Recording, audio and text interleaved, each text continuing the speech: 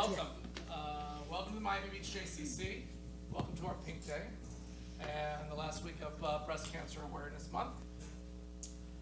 As someone, my wife is a 10-year survivor of breast cancer, and my father-in-law, believe it or not, is about a 15-year survivor of breast cancer. So this is always a very special event. Events like these are always very special to me, just for all of us to gather and learn and to hear and to listen.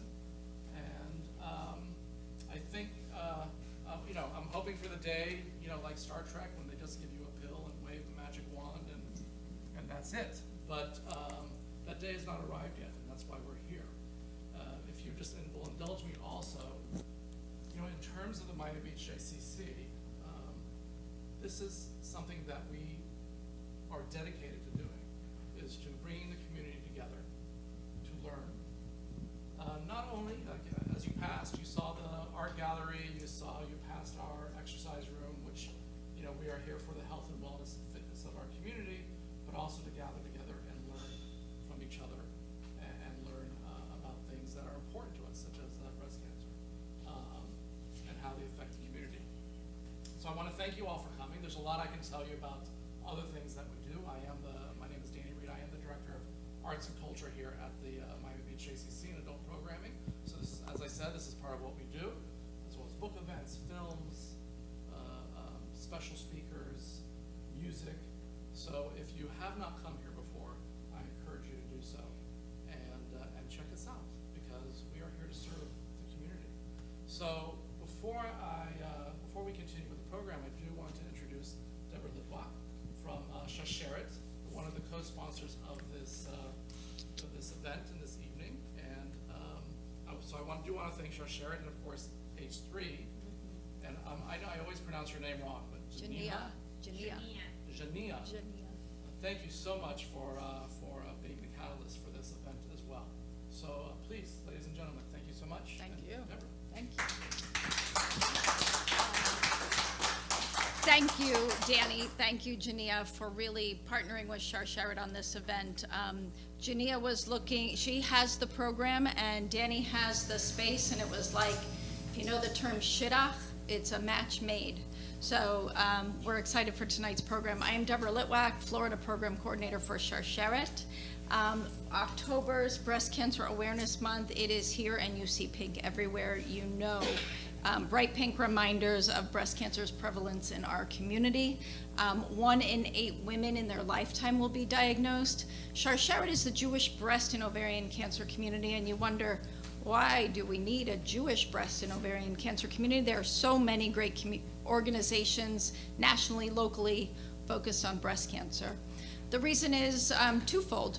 One, Ashkenazi Jews, those Jews from Eastern Europe, have a higher risk for hereditary cancers at younger ages. So in the whole state of Florida, take 1 in 400 to 500 people in the whole state might carry something called a BRCA gene mutation.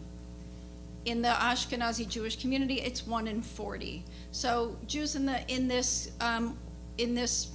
piece are at 10% more likely to have hereditary breast or ovarian cancer at a younger age. Other related genes like BRCA include ATM and CHEK2, but I'm sure we'll hear about different genes tonight.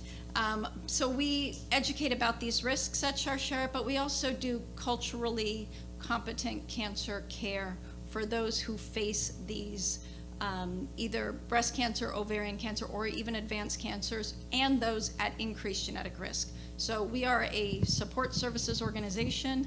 We are a national organization for more than 20 years, and we are thrilled to partner tonight. But it would be remiss of me to not tell you, to remind you that as the month ends and as the months continue, don't delay, pick up the phone, schedule your screenings, don't ignore your annual appointments. Know your family history, whether it's cancer history or medical history. Is genetic testing right for you? That's our question tonight. Shasheret has a genetic counselor. We're going to hear from a geneticist this evening. Miami Cancer Institute has genetic counselors. So lots of opportunities to talk through whether genetic testing is right for you, but most importantly, pay attention to your body. Know yourself. If it doesn't look good, if it doesn't feel right, don't ignore it. So make it Breast Cancer Action Month, not just Awareness Month. So thank you, Jania.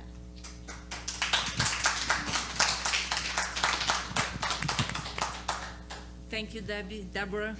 I want to thank Danny and Deborah. You have been amazing. Thank you so much for this opportunity. So I have to say good evening, dear audience. My name is Jania Piazzetta. I am the founder and director of H3, Health, Hope, Healing. We are a breast cancer nonprofit 501c3, and mainly we work here in Miami Beach and in the areas surrounding us. I really want to take the time to thank the Miami Beach JCC for hosting this event, and Sharsharet as well. It's very, very important to say that. It's an honor for us because your support is essential for the continuation of H3's work in our South Florida community, and we have so much more to do. I also want to special thanks to Baptist Hospital and the Miami Beach Chamber of Commerce for their partnership and support. But at this moment, I would like to take a moment to honor those who departed from the world due to cancer. In particular, our local amazing community leader and friend, Deanne Connolly Graham. It's very emotional for all of us, her departure. And on Friday, we're gonna be at the Botanical Garden with a special event. Deanne, thank you. So what is H3? Our primary mission is to educate the public with cancer prevention awareness. We also provide support with cancer patients during the treatment, during and after. We are always following up with them. And we are expanding our services. It's very exciting. We are launching our virtual Pink Ribbon Support Program together with the Pink Ribbon Podcast. So it's very exciting. So stay tuned because in the next few months, we're gonna have a lot of good news. And also I wanna let you know about our work. H3 has been recognized by the city of Miami Beach, Florida International University, and Focus Brazil, which is a Brazilian nonprofit foundation. So I have to say that what a journey. It's very emotional, and I get really emotional when I talk about my work. Thank you. So 6 years ago, I created the annual open panel discussion event because I saw an increase in cancer diagnosis and felt an urge to have a community-wide discussion about how to decrease these high rates of cancer incidence, morbidity, and mortality in our communities. So H3 has produced 5 events, and we do have information about our prior 5 open panel discussion on the table. You can have a handout. And it's very important that you know what we have been doing in the past. So for our 6 open panel discussion, we will focus on genetics. And for breast cancer survivors, we'll discuss BRCA1 and BRCA2, positive and PR positive, and their treatment protocols. So I want to just go over a very, very important details about the event before we started. So each panelist, we address the question from their unique perspective. The audience will have an opportunity to ask questions, in the end of the discussion. So please, if during the discussion you have the urge to ask a question, write it down, and I promise you that in the end you have a chance to ask. And for the people via Zoom, we have a chat, and you can always write the question on chat, and we'll be reading your question. You, as a panelist, you have 5 to 7 minutes, and then after the second question, the final questions, we're gonna have 3 to 5 minutes closing statement. So now, without further ado, I want to introduce you to our very distinguished panel. So breast cancer survivor and H3 chairperson, Lisa Blumetti, surgical oncologist, Dr. Cristina Lopez Penhalver, from the Miami Cancer Institute, very important, and medical geneticist Arelis Martir Negron, also from Miami Cancer Institute, Baptist Health South Miami. As you all have so many credentials and skills, why don't you introduce yourself? Let's start with Lisa Blumetti. It's actually very funny that you start speaking to this, don't I? That you say we have credentials and skills, because they're the two with credentials and skills. I'm actually here as the survivor on the panel. Like Jania said, I am, I don't know if she mentioned it, I'm part of H3. I've been with the group since their inception. I am currently, and since the beginning, the volunteer chairperson on the board of directors. And as I mentioned, I am the survivor on the panel here. I was first diagnosed in September of 2006 and started my surgery and my treatments in February of 2007. And I'm still in active treatment. I was actually diagnosed with stage 4 metastatic breast cancer. So it spread through my lymphatic system and pretty much into most of the bones between my hips and my shoulders. So I've been in active treatment for 15 and a half years. So I'm really looking forward to hearing what the medical professionals have to say about the genetics and the latest research and what we can all look forward to finding out about in that field. Thank you. Hello, thank you for the invitation. My name is Arelis Martir Negron, and I'm a medical geneticist. My background is internal medicine, and I did genetics and cancer genetics at City of Hope.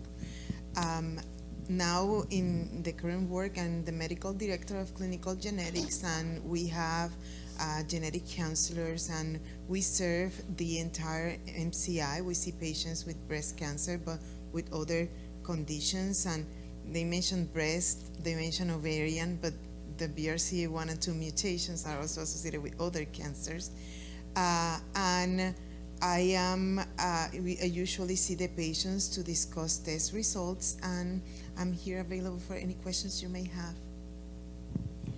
Hi, my name is Cristina Lopez Penhalver, and thank you for the invitation, Janina. I think this is my third time with you, and this first time in person. So I am one of the breast surgical oncologists at the Miami Cancer Institute, one of 5. I've trained and did all my training in surgery and medical school, everything at the University of Miami, so I can kind of say I'm homegrown. And I'm excited to be here and share some of our latest developments with you. Thank you, dear panelists. So for our 6th open panel discussion, we'll focus on the following questions in depth. The first one, which is one question, but has 2 questions actually. 2 questions in one question. Do you think genetic testing is a valuable tool for diagnosing, treating, or possibly preventing breast cancer? The second question, are there currently reliable tests for genetic markers indicated in a specific racial or ethnic group? So I believe that I want to start with Dr. Martin Negron, please. When a patient, an individual, come to have genetic testing, one of the things that we say is genetic testing, even if you have a positive result, cannot tell me if you have cancer at the moment. It will not tell me if you develop, it will develop. What it is telling me is if you are in an increased risk compared to the general population. Is a vehicle, so doing the genetic testing, then you know that you carry a genetic predisposition, and then with that information you can have better screening that at the end hopefully will result in early detection, or in some cases prevention or risk reduction. Genetic testing it doesn't work for the diagnosis, but it's more to see if you are in an increased risk, what will be the recommendation. It can be also used for treatment purposes. So I think that genetic testing is a very valuable tool because it can help us to determine if a woman has inherited a genetic mutation that significantly increases her risk of developing breast cancer and other cancers. And that information can then be used to determine what steps the woman can take to prevent or reduce the risk of developing that cancer. And I think I like to divide the way this information is used into two subsets. So how this applies to women who don't have a personal history of breast cancer, and how this applies to women who have a personal history of breast cancer. So for the first group, those women who are healthy, who are asymptomatic, don't have a personal history of breast cancer, they can use this information to direct or inform decisions about future health care. So for example, what can the woman do to reduce her risk of developing breast cancer? What can she do to reduce or prevent the development of breast cancer? And I think the most effective means of preventing is with preventive surgery. So for women with a BRCA mutation, we often recommend, again, this is individualized, but we often recommend risk-reducing mastectomies or prophylactic mastectomies, double mastectomies, which offer the greatest risk reduction with over 90% risk reduction for breast cancer. We can also offer risk-reducing salpingo-oophorectomies, which lower the risk of developing ovarian cancer and fallopian tube cancer, which are cancers that are common in these carriers. However, some women may decline the option for a mastectomy, or they may postpone the mastectomy until, for example, they found an intimate partner, or they've completed childbearing and nursing. And for these women, we also have the option of medication, chemoprevention, which can be used to lower their risk of developing breast cancer. And depending on the medication used, that can be anywhere from 50 to 60%, as well as what we call high-risk surveillance. So watching these women more closely with mammograms, annual mammograms, and MRI alternating every 6 months for starting at age 30, which will allow us to detect something early and hopefully detect it when the chances for cure are the highest. And then for women who do have a personal history of breast cancer, they can use this information to tailor therapy. So women who have breast cancer can choose to have bilateral mastectomies, one to treat the affected breast with the cancer, and the other one to prevent a second cancer, because we know that in this population, their risk of a second breast cancer is significantly elevated. And that information can also be used to tailor medical therapy. So the BRCA genes are responsible for repairing damaged DNA. And in this population, we like to use specific types of chemotherapy agents that disrupt DNA repair mechanisms, such as cisplatins, and also medications such as PARP inhibitors. And I want to say something to add to what she said. Is that there are 6 genes that we call high-risk breast cancer genes. And when I said BRCA1 and 2 is the same as BRCA1 and 2, is that BRCA was the analysis, but the gene is called BRCA1 and 2. Besides the BRCA1 and 2, there are genes like TP53, PALB2, PTEN, STK11, and CDH1. And those are the genes that, if you look at the percentage of risk, it seems that the guidelines, we follow the National Comprehensive Cancer Network guidelines, it seems that when a risk is over 50, if it crosses that, then the recommendation is to remove the breast prophylactically, okay?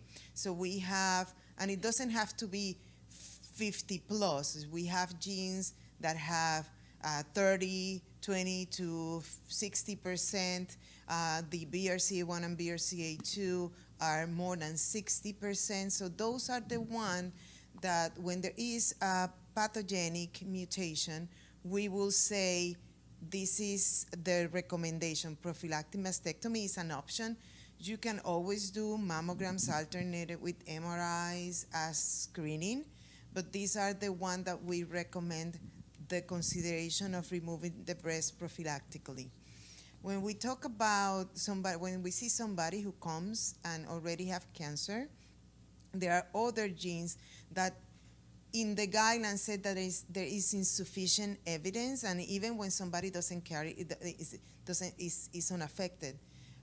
There are some genes that says that there is insufficient evidence to recommend prophylactic mastectomy. Let's start talking about the one that are unaffected with cancer. And for those, what we do is there is insufficient evidence. It's a discussion to have with the I always say with the breast surgeon. And obviously the breast surgeons have to discuss the medical necessity in order for insurance to cover. But we also look at the family history. So it said insufficient evidence, look at the family history. So if there is a family history with very strong breast cancer in multiple family members, bilateral breast cancer, that has to be taken into consideration.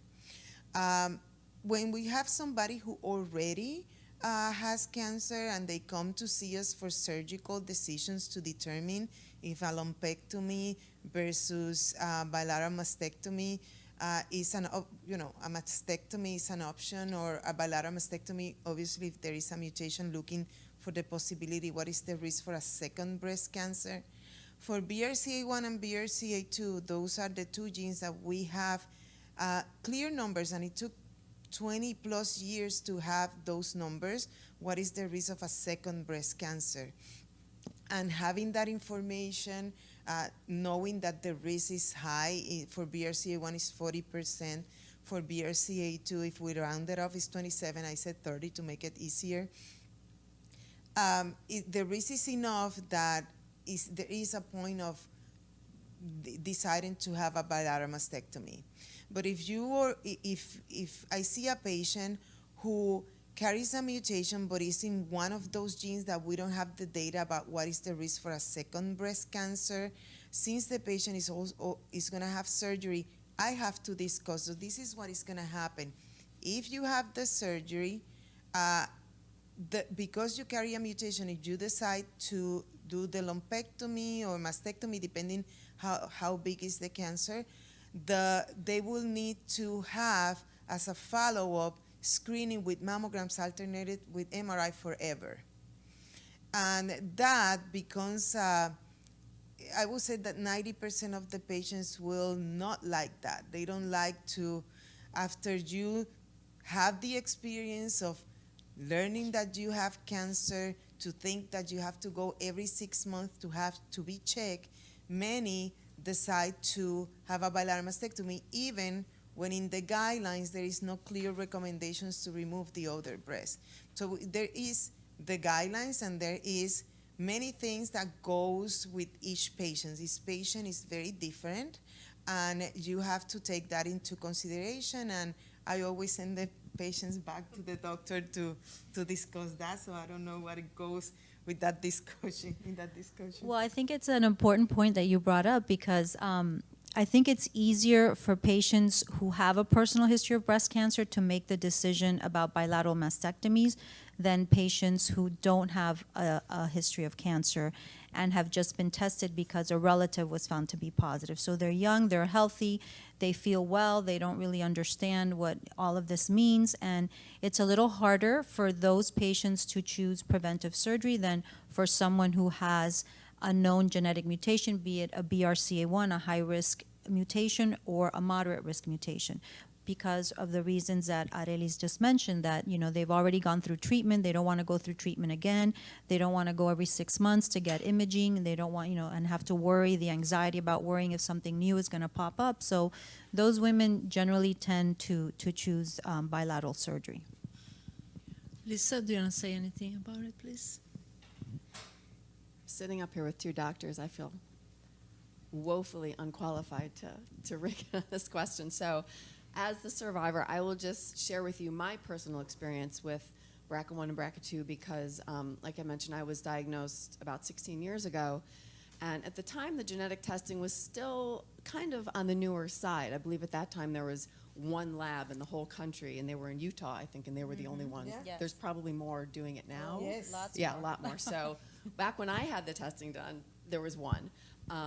And I'm not sure exactly why I was counseled to have the genetic test, because in my mind, I figured, well, I already have cancer. What do I need the test for? Like, if I already know I have it. I don't have any sisters. I wasn't planning to have any children. My brothers only have sons, so I couldn't really justify, having this test. But they said just do it anyway. So, and I'm also of Ashkenazi Jewish descent, so I had the BRCA1, the BRCA2, and the Ashkenazi panel, and I was negative for all three. And I find it interesting that there's got to be a difference between hereditary breast cancer and genetic mutations for breast cancer, because my mother died from breast cancer that spread to her liver. I have breast cancer. We're both negative. Most of the women who I know who have cancer are also negative for the genetic mutations. So I'm just curious, and I don't even know if there's any sort of definitive answers with this, if you have the difference between hereditary breast cancer and a genetic mutation for the cancer, and how, is there a chance that I've inherited the breast cancer because my mother had it, but I can still be negative on the genetic panel? There are many things. Too much of a question. First, let me tell you, I don't know. I don't know about Christina, but I have all the theory, but I have not gone through what you have gone through. So you are is very important. The experience that you have is not my experience, and I don't know Christina, but that's first. So then second, when it's true that there was only one lab doing the genetic testing back then, and it was because there was a patent for the BRCA1 and BRCA2 genes of everybody in the United States. And even if you say, well, I'm going to go to Europe to have the genetic testing, that you still have to pay the same amount of money because that patent. And yes, at that time, they saw the only lab. The test was very expensive. It wasn't anything different than any other genetic testing done for other conditions. It's just that there was a patent, and they have this monopoly. When somebody is, I think that there were two reasons. It was in 2007. I think that I don't know your age, but I imagine you were. I was in my 30s still. Yeah, so because you look young, and you were younger than 45. Now is younger than 50. So there have been many changes. The latest is a 50. But let me tell you, the American Society of Breast Surgeons is recommending that everybody who has breast cancer should have genetic testing. Also, their labs, even if they're, because it's not in guidelines, it's a recommendation from a big organization, there are labs that are offering that service to no cost to the patient. So this is now. Now, back then, the insurance will cover, in your case, they could have covered the entire BRCA1 and BRCA2, okay? Because the three Ashkenazi Jewish mutations are 2 mutations in BRCA1 and 1 mutation in BRCA2. And they're founder mutations. You see founder mutations, and that is one of the questions. You see founder mutations in populations that for some reason they were close, or they were marriages amongst the same population. So you will see it for religious purposes. So for many years, it's a religious cause. They were marrying amongst the same population. You can see that in islands. For example, there is in the Bahamas, there are some, there are founder mutations. You will see it in people that live in places, in mountains, or in small communities. You will see founder mutations. So and it's not only the founder mutations or seeing a mutation that is common in the population. It's not only for the cancer genes. I'm from an island, and there are many founder mutations, not necessarily about cancer, but other founder mutations. So that is what you see common in the population. For the Ashkenazi Jewish population, there are those 3 mutations that the Shar-Sharet was saying, the person for Shar-Sharet was saying 1 in 40, and that is correct. But those are not the only genes associated with breast cancer.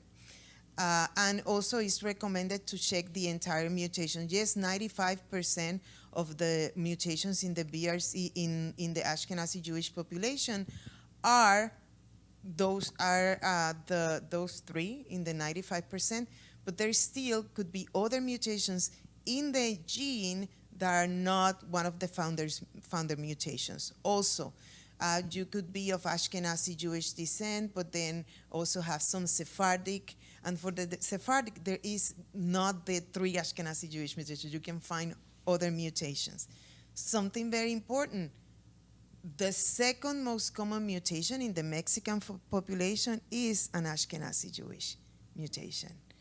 And it is because the Inquisition. So when happened the Inquisition, many people, there were people, it's Northern European because people moved there, but many of the people from Spain, they were not Sephardic, they came to the Americas, and they have to change and they have to say that they were not Jewish, and many people doesn't know that they have Ashkenazi Jewish in the family. So sometimes I see patients that are, let's say, from Mexican or Latin American, and they come, and I say, well, I have 2 things to tell you.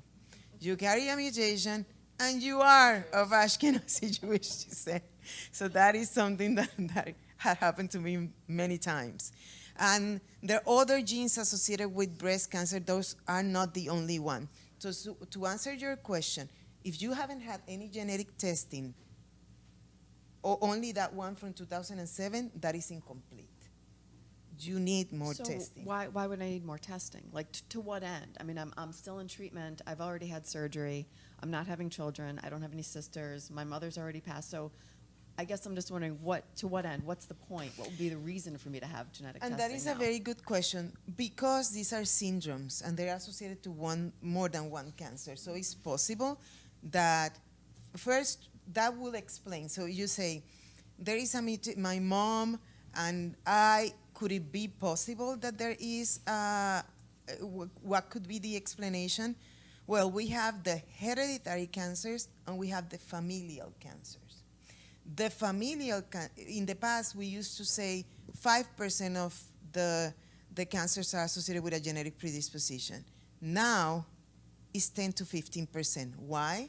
Because from the familial, as we learn about other genes associated with breast cancer, those people in that group have moved to the hereditary because we have learned that there's some genes like ATM. ATM is associated with breast and pancreatic cancer. Then you have CHEK2. It's associated with breast and colon cancer. Let's take that example. If somebody has a CHEK2 mutation, somebody like you, then it could explain the cancer. But then now you know that you are in an increased risk for colon cancer and you need more frequent colonoscopies. So you mean I have to go get my first colonoscopy? But I think it's important what to mention that, because I see a lot of patients that have had genetic testing in the past, and I think it's important to know the year that you had the genetic testing and the type of genetic testing, because there are different options for genetic testing, different genes that are tested, and you want to make sure that you've been tested for all the relevant genes, because like she mentioned, you could be at risk for other types of cancers. And even though you don't have children, you said you had nephews and brothers, and this can also affect men. So it can also increase the risk of breast cancer in men. It can increase the risk of prostate cancer. It can increase the risk of pancreatic cancers. So that's important. And another thing that you brought up that's interesting, and it's kind of hard for people to distinguish, is the difference between hereditary and non-hereditary cancer. So all cancer is genetic. All cancer is genetic because it results in mutations in genes that control abnormal growth of cells. So, and that can happen either because you inherit a faulty gene from your mother or your father, or it can happen because of, you know, lifestyle factors. There's no single cause to what we call sporadic breast cancer, which is not hereditary, but it can be lifestyle factors, it can be aging process, it can be, you know, environmental exposures, and all those things contribute to cause mutations in a cell.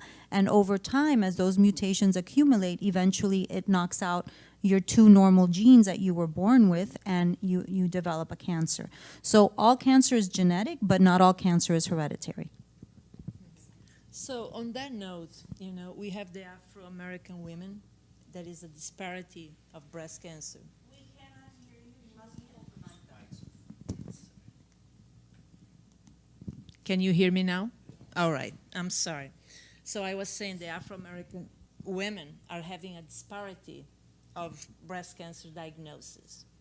What is the main factor that is causing this disparity? What genetic markers are relevant for this group? Are there also socioeconomic or other factors that come into play?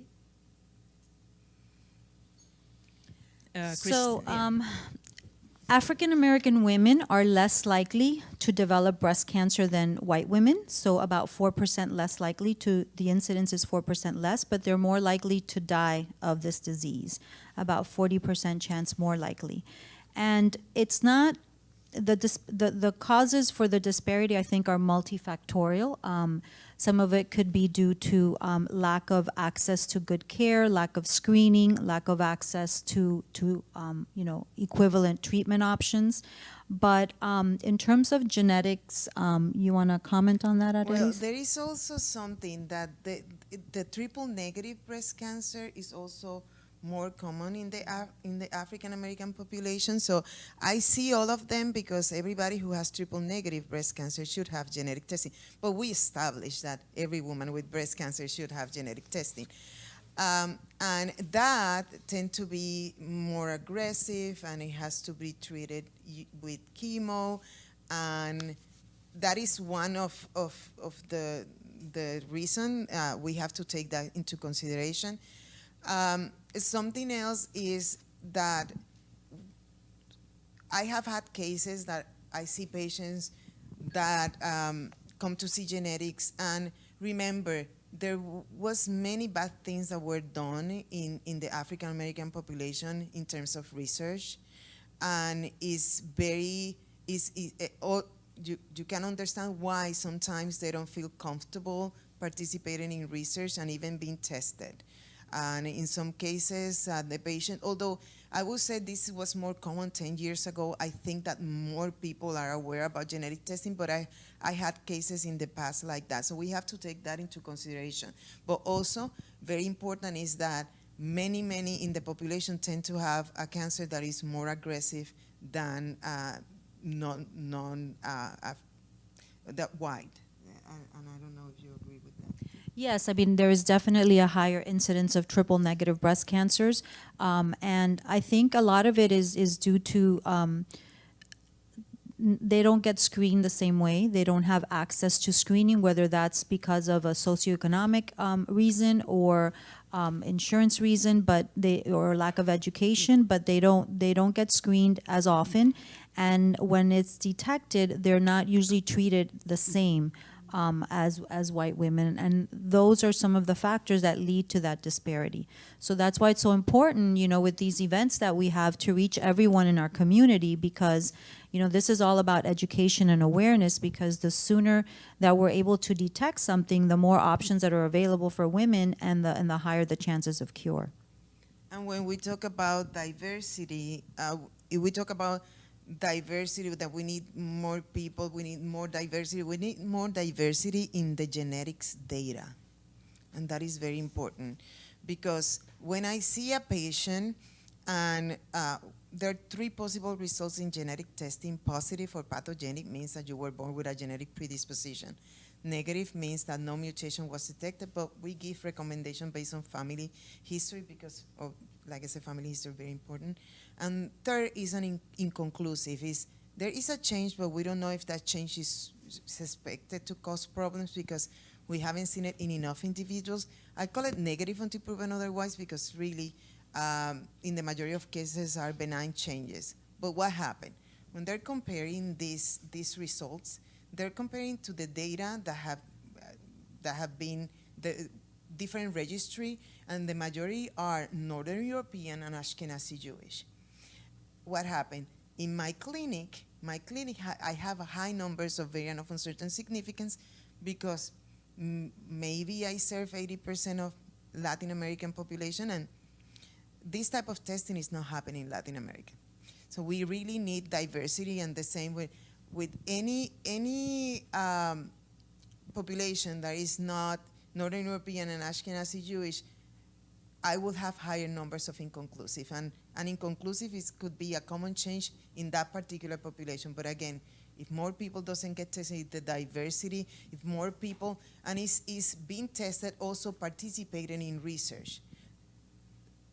Diversity in participation of research is very important in order to advance science. Thank you. We have 10 minutes left, so we have a second question, and then we will have like 5 to 8 minutes for questions. So let's go to the second question, which is for breast cancer survivors who are BRCA1 and BRCA2 positive and ER/PR positive, how important is it for their treatment protocols to be modified or updated, especially after the standard 5-year mark? Dr. Lapis-Penhalver, please. So for ER-positive patients, and these are for BRCA carriers and non-BRCA carriers, we obviously do the standard of care, which is standard of care chemotherapy if it's indicated, hormonal therapy for 5 to 10 years. And I think that, somewhere right before the 5-year mark, we have the ability to test tumors to see what the risk of a late recurrence is and what the benefit of extending the hormonal therapy beyond 5 years is, and use that information to decide whether to continue hormonal therapy or not. I think in BRCA carriers specifically, if they have intact breasts, so if they've chosen not to have a mastectomy, that we can consider continuing the hormonal therapy more for that chemopreventive effect of preventing a second breast cancer. And then in addition to that, I also think it's important for these women to continue screening, so for other cancers that they are at risk for. So if they have intact breasts, we continue screening for breast cancer, like Dr. Negron said, for life. So we continue with mammograms alternating with MRIs. We continue to screen for ovarian cancer, which is not very effective, but if they still have their ovaries in place, we continue to screen for ovarian cancer. We screen for, we can talk about screening for pancreatic cancer, screening for melanoma, and men screening for prostate cancer. So it's important to continue screening for life. Thank you. Yeah, having an ER/PR positive cancer with the development of medications that have helped to treat without the need of chemotherapy is very important. So it's important even if you carry a mutation or if you don't carry a mutation, it's good that we have those tools to help. The standard is the same for patients with a BRCA mutations that are ER/PR positive. The difference is if somebody has metastatic breast cancer, and this is something new that is available now. If somebody has metastatic breast cancer and they carry a BRCA1 or BRCA2 mutation, there are these medications called PARP inhibitors that take into advantage the defect that having a mutation cause, and it tackles another of the system that the tumor have to survive. So because one is already damaged, then tackling this makes the tumor cells to die. So this is PARP inhibitors have been around maybe 5 years, and it have been very good for the treatment of metastatic breast cancer, and more so for the maintenance of in patients with ovarian cancer. So that is something that is specific for patients with BRCA1 and BRCA2 mutation. Now, the same type of mechanism is shared by other genes, like PALB2, RAD51, RAD51D, RAD51C. But now it's only available for BRCA1 and BRCA2, but there is potential for the use of these medications if it's approved. And it's very important for everybody who was tested in the past or in this population, people that was tested only for the 3 Ashkenazi Jewish mutation, that is a good idea to come back to genetics and have genetic testing again, because there have been very many advances, and you can, it can be important for treatment purposes. Do you want me to talk about? Okay. Well, we don't have much time, Okay. so Danny, should we go over the questions? I just want to remind the audience that, let's stay on the question, because we have tendencies to tell the public our experience, but as we have very little time, so let's just focus on the question only. And is there anybody here who has a question?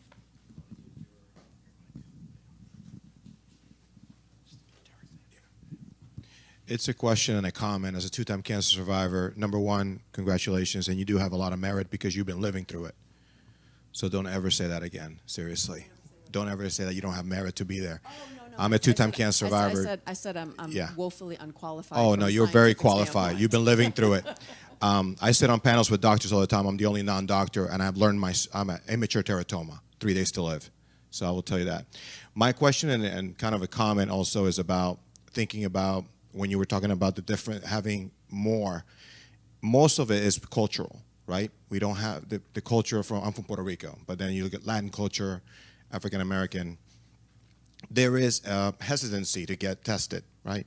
So that's why we don't have that. I think you said social economic as well. But the other part of it is that when you do survive cancer, it's almost like most of the people that I get to talk to, I speak all the time. I was just in Washington, D.C. talking about this. So I'll just tell you that, it's really hard to have to get tested every year. And I think when I go to these medical conferences, it's almost scary to keep listening. We have to figure out, I don't know, again, that's kind of the question it is, how do we figure out how to explain these things in a way that people want to keep living, because it also is a mental barrier. And the second part of it is exercise. I exercise at 128 pounds with an immature teratoma under 14 chemos per round. And I still exercise, and I train people to let them know exercise. Now, doctors are saying it's good to exercise. So those are the 2 things that I wanted to ask. Thank you. Okay, the first question about genetic testing is not every year. Is when we talk already about the patent. That one's fine. When the patent, Yeah. So It's- when the patent, how about Can now? you switch? I don't think it's working. Yeah, can you switch? Sorry. How about now? There we go. Okay, Perfect. maybe I pushed It's the something mic. there. You're perfect. It's the It's mic. off, okay. Okay. So I was saying that when remember the patent, and we knew at that time we were testing only for the BRCA1 and BRCA2 gene, but we knew about other genes associated with breast cancer. But it was economically impossible to be tested for a gene that was 2 genes, $4,000, and in addition to be tested, and the panel was not possible if you cannot have the most common genes associated with breast cancer. That was a big change when we moved from 2 genes to have a panel gene. The panel gene has remained the same, very few changes for the past 5-7 years, and it's not every year. What we do is we test the patient, and usually we do a large panel if the patient allowed.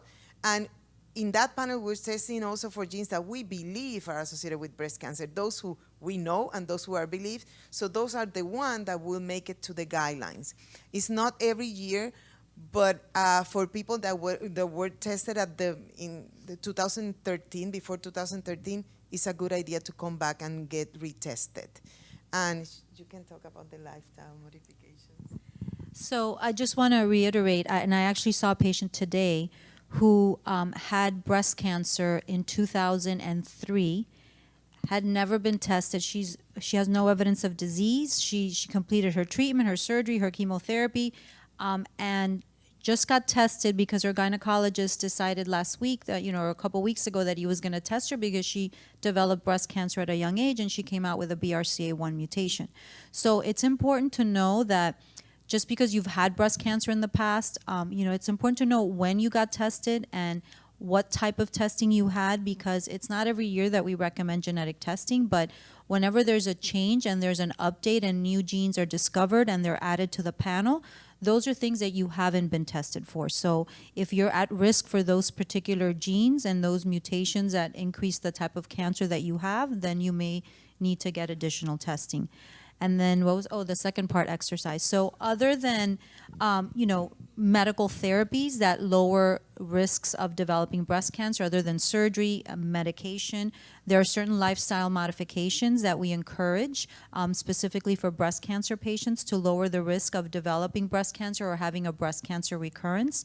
And those are eating healthy, losing weight if you're overweight, and exercise, and limiting your alcohol intake. So all of those things specifically for breast cancer have been shown to reduce the risk of breast cancer. So exercise is very important. It's not only important for your mental health, but it's important to reduce your risk of cancer.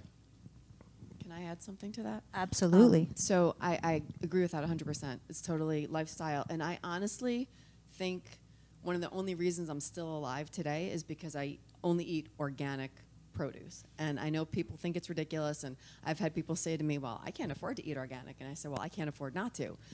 You spend your money where it's important to you. And, I have triple positive breast cancer, which in some ways is fortunate because, from my understanding, it makes it easier to treat.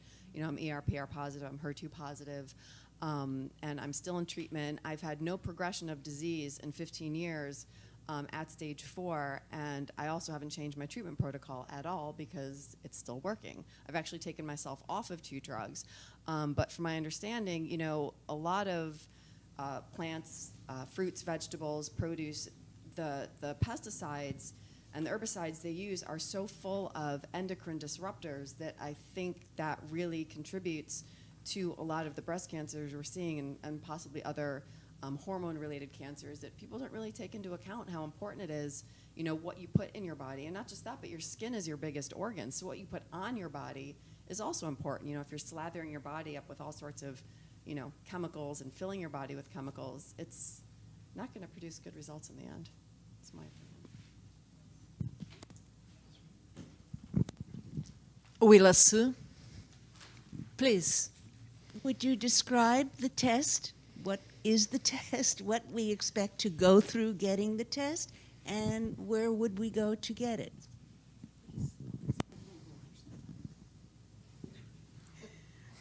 Yeah, the test is this working? It is.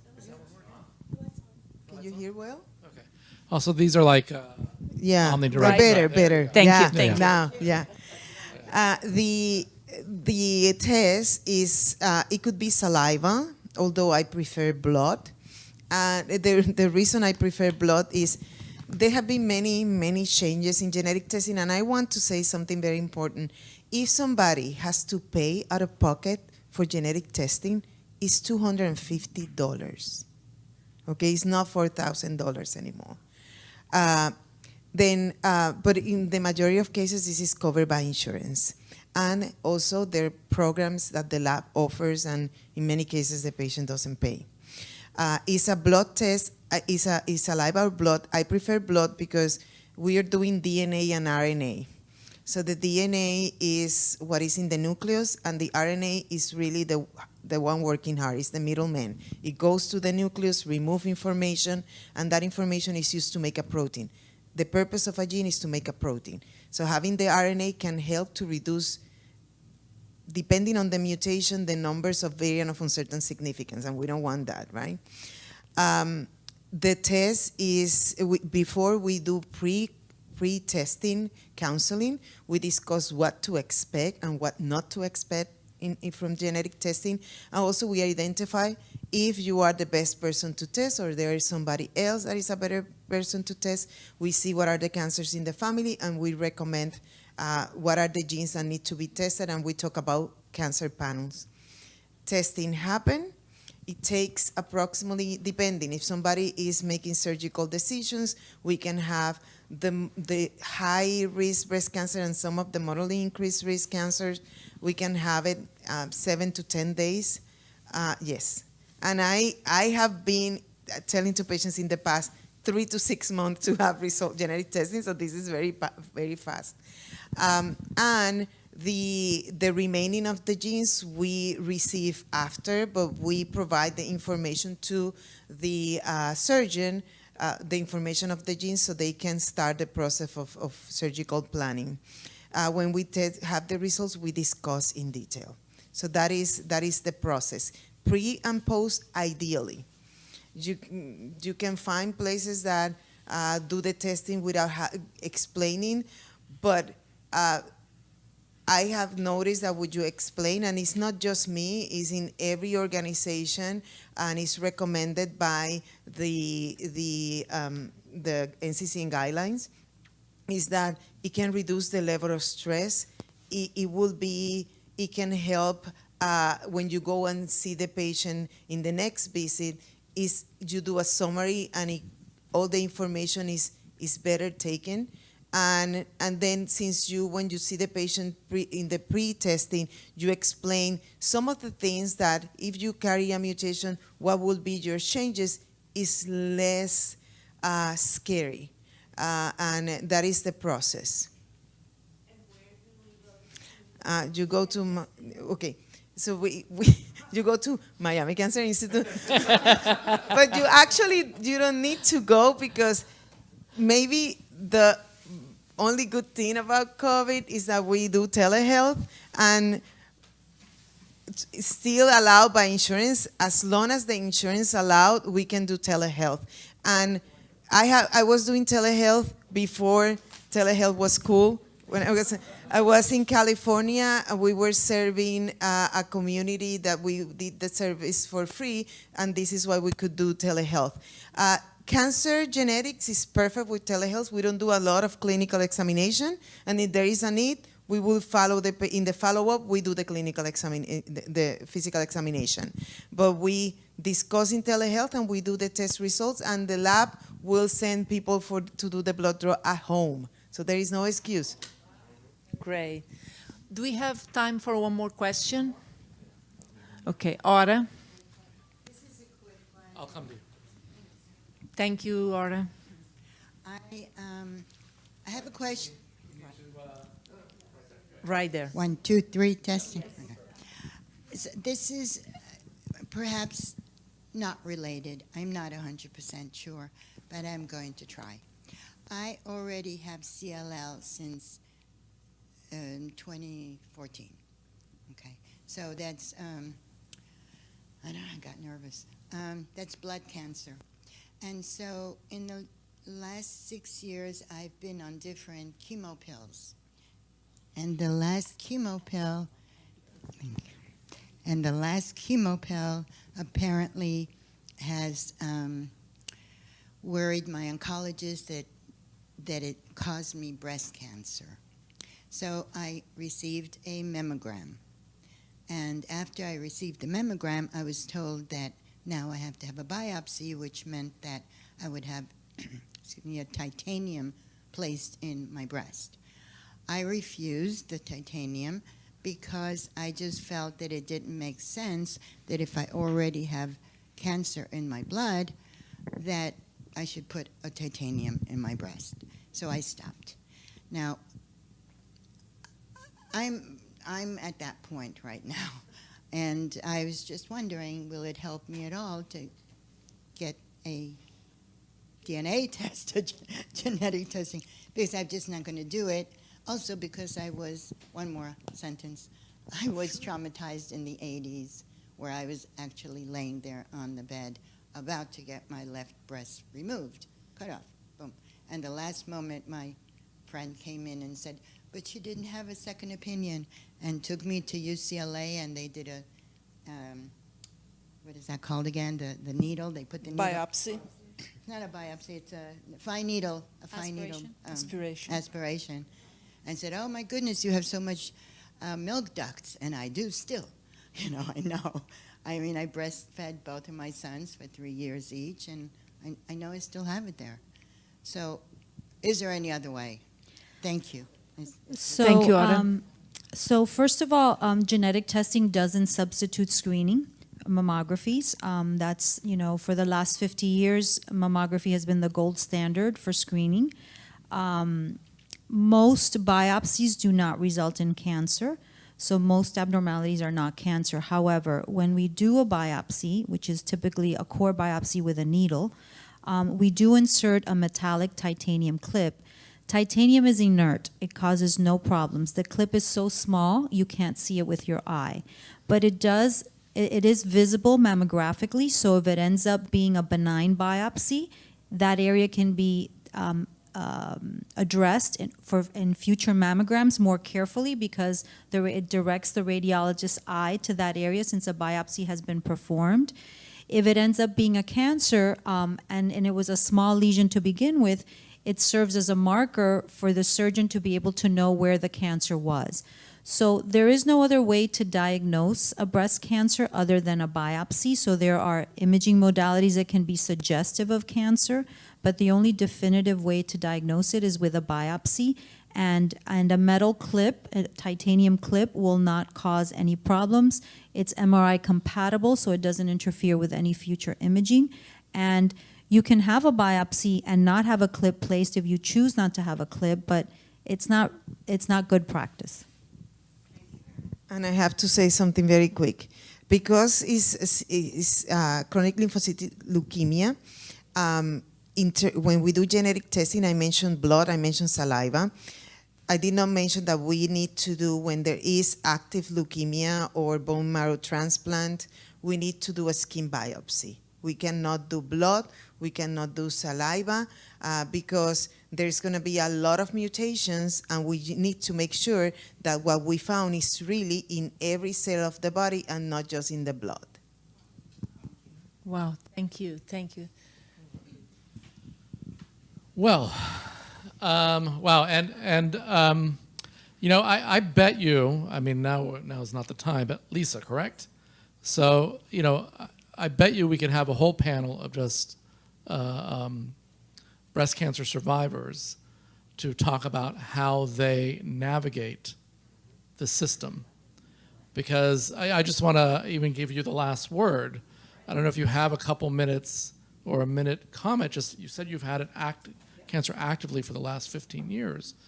And how have you navigated that? And how have you, I guess I'm trying to ask, you're managing your life, you're managing your health, and you're working with, I'm assuming over the last 15 years, a whole series of doctors and medical professionals. I don't know, and I guess this is a long question. You can have a long answer, but in a minute, can you just talk about how do you navigate that? I can do better. I can do better than a minute. I can do it in a word. Apathy. That's it. Yeah. I've never really been the type of person who gets terribly emotional about things that affect me. So I had 7 biopsies and MRIs and 7 surgeries in a year, and I've been in active treatment for 15 years. But I never had that why me moment. I didn't. The morning the doctor called to tell me that my biopsies were positive and I had cancer, he woke me up. And I was tired, so I didn't cry, I didn't call my mom, I didn't call my dad, I didn't call my best friend. I went back to sleep because I knew I was still going to have cancer when I woke up and nothing was going to change. So it just, and I think it's a little bit unusual because most people aren't as apathetic about it as I am. I guess I just kind of, maybe apathy isn't the right word because it kind of minimizes.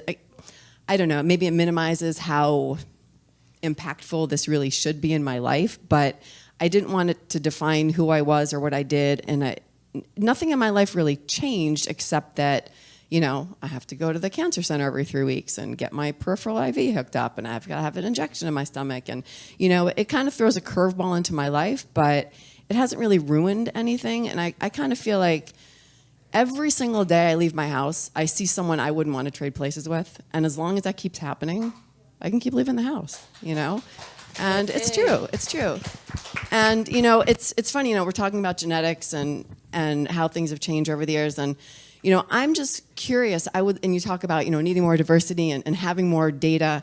I wish there were more people like me to do studies with. Like even my doctor doesn't know what to do with me at this point. The doctor, so I've been on Herceptin for 15 years, and my doctor says, he's met the doctor who discovered Herceptin, and he only keeps his patients on it for 3 to 5 years. I've been on it for 15 years.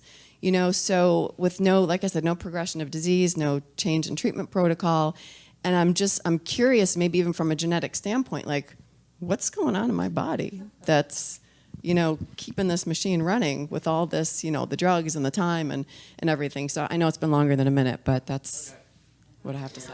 I have been pushing Lisa to offer her journey with science because it's amazing. Jania wants me to devote my body to science.